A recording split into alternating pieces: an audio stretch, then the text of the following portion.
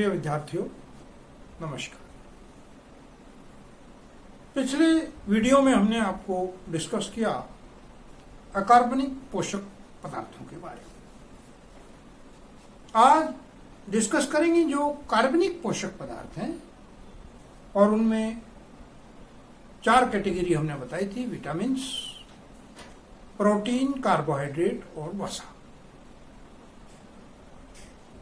सबसे जो इंपॉर्टेंट है वो है विटामिन्स। विटामिन्स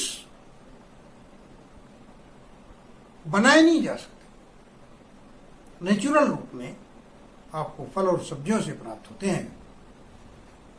और ऐसा भी नहीं है कि विटामिन से हमारे शरीर को ऊर्जा मिलती हो।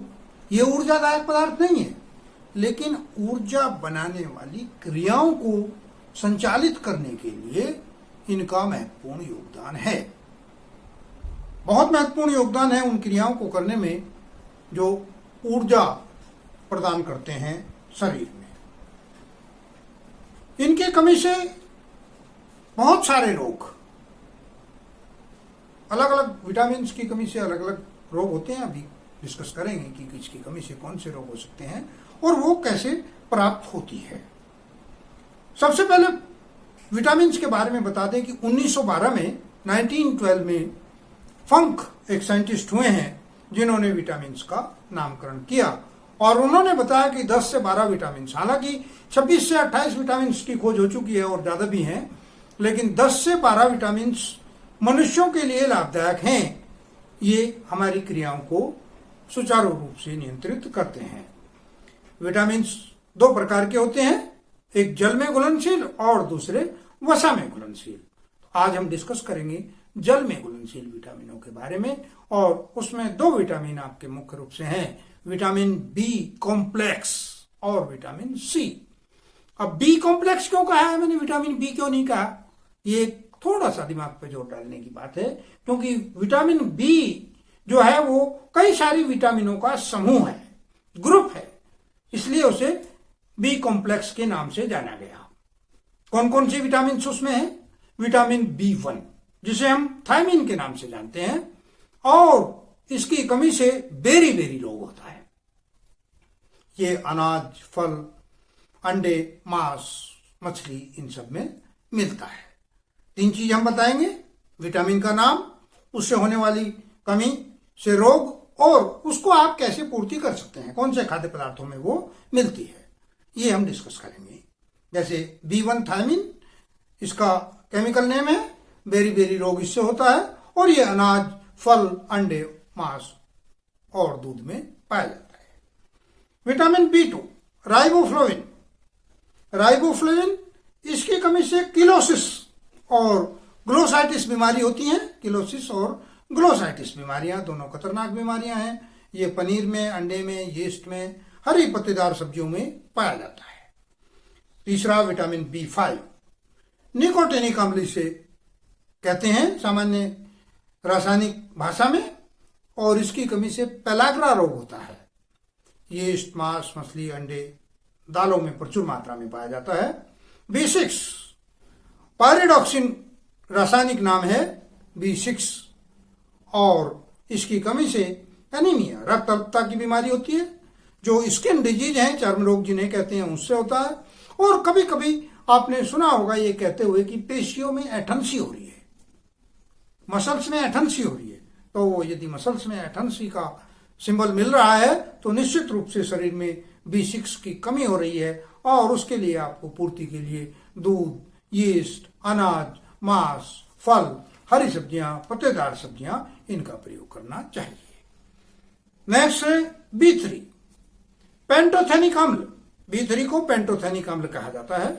इसकी कमी से त्वचा रोग, बालों का जल्दी सफेद होना, जनन क्षमता की कमी होना, और ये भी यीस्ट, अंडे, दूध, टमाटर, मूंगफली, फल प्रचुर मात्रा में पाया जाता है। B12 साइनोकोबालेमिन, साइनोकोबालेमिन, इसकी कमी से एनीमिया, और सबसे इंपॉर्टेंट प्रभाव डालती है ये ग्रोथ पे, वृद्धि पे। विकास रुक जाता है, बच्चे की लंबाई नहीं बढ़ती, उसका शरीर नहीं मोटा होता, तरोताजा नहीं रहता। इस तरह के बीमारियां इसमें होती है। ये भी मछली, अंडा, दूध बैक्टीरियाओं से बनी हुई पदार्थ अर्थात जो बेकरी के पदार्थ हमारे हैं उनमें मिलता है, क्योंकि बैक्टीरिया बेकरी के पदार्थ बनाने में प्रयोग किए जाते हैं। पनीर है, छाछ है, उनमें। नेक्स्ट है एच, बायोटिन। बी कॉम्प्लेक्स का ही समूह है, भाग है बायोटिन। इसकी वजह से भी बालों का झड़ना, तंत्रिका तंत्र में कभी कभी आदमी को, जैसे आप कहते हैं कि माइग्रेन हो गया है उसको, या वो तनाव में रहता है, तो ये तंत्रिका तंत्र की विकार है और ये बायोटिन विटामिन एच की कमी से होता है, जो बी कॉम्प्लेक्स का ही एक समूह है। ये भी यीस्ट में, अंकुरित दालों में, अंकुरित अनाज में, गेहूं में, अंडे में, मूंगफली में, चॉकलेट में और सब्जी तथा ताजे फलों में प्रचुर मात्रा में पाया जाता है। इसी का एक और है फोलिक एसिड समूह।